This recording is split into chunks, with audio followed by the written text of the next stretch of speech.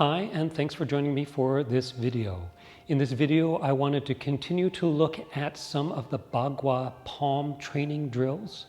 As you may or may not know, Bagua is unique in the martial arts world for making use of an open palm striking techniques, of which there are many different types. We've been going through some of them and looking at some of the drills to train these. So these are training drills over and above the circle walking and the changes practice, the postures and the techniques. This is looking at the techniques by themselves. And so today we wanted to look at the zhang. So this is also known as the reaching palm. So the description is something like as if you're reaching into a bag, reaching for something.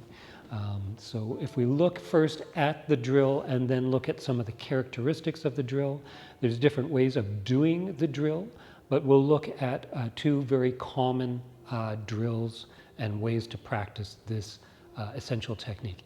It, along with the zhang, the threading or spearing palm, is one of the sort of fundamental primary hand techniques, palm techniques for Bagua.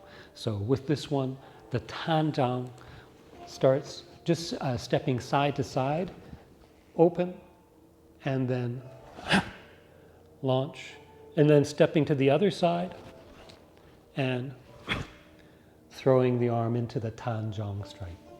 1, 2, 1, 2. There's a couple of key characteristics. We'll look at just three primary ones. That's important to grasp and understand when you're doing this drill or any of the drills related to the zhang. First, of course, is where you're striking from. This is a striking that happens striking with the base of the palm, right? So therefore, when we're preparing for the strike, we want the strike so that the forearm is in line with the direction of our strike. So that's the first and most important primary thing. So the zhang doesn't happen from this kind of angle here with the forearm not lined up with the direction of the strike. We want it so that it is on that line coming into the strike, driving the force straight through the forearm to the end of those bones. Right. The second thing is the power generation for this strike. The power of the generation is opening the bow. So it is as if you're drawing a bow.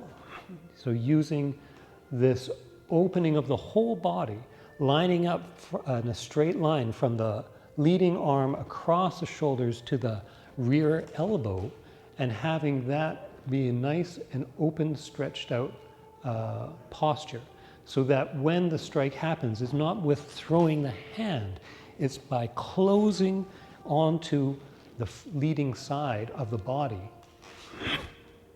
right? And so it's this use of the body that throws the forearm and gives us the zhang strike, right? Same thing on the other side. So if we're doing this side to side, open the bow, step in, close the bow. Third thing to look at and mention is the end stance for the drill. End stance when we're doing the drill is to have a narrow stance. So we're opening to a nice wide step with a baibu, and then stepping into a narrow stance.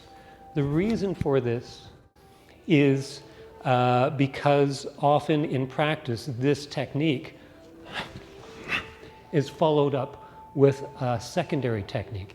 It can be, for example, coming through with a zhang, coming through with another zhang, so from one side to the other.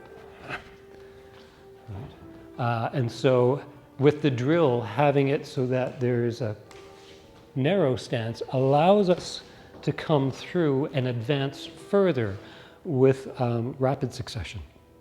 And so those are the three things that I wanted to emphasize when we're practicing this drill. First is not understanding how you are striking with what part of the palm, and therefore how the forearm needs to be lined up correctly.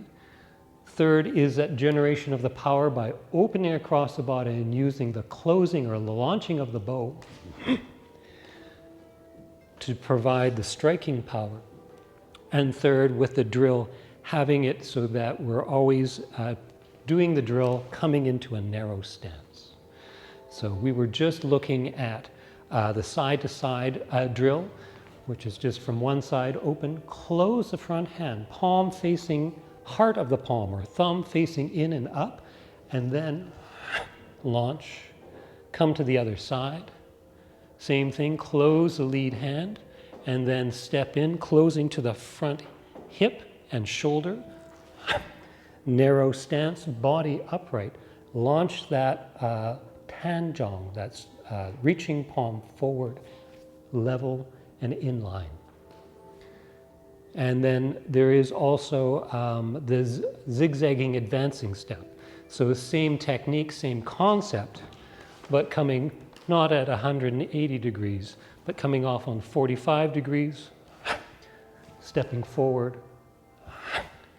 onto the other side. 1, 2, 1, 2.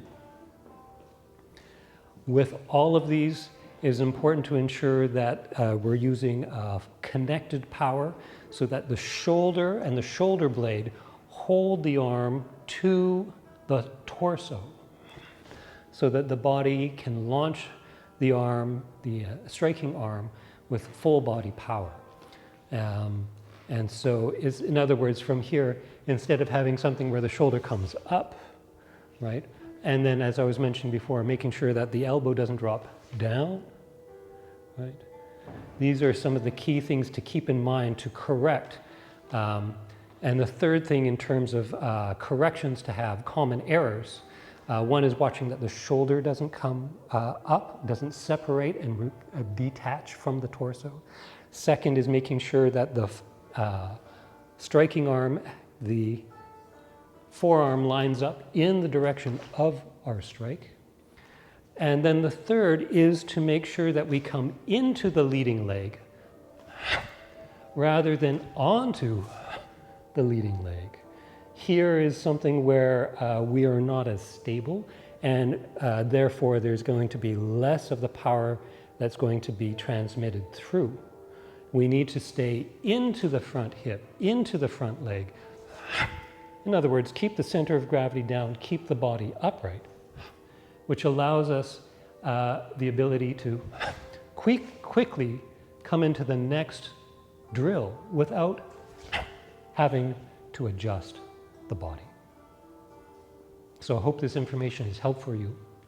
Keep training, keep practicing, and take care.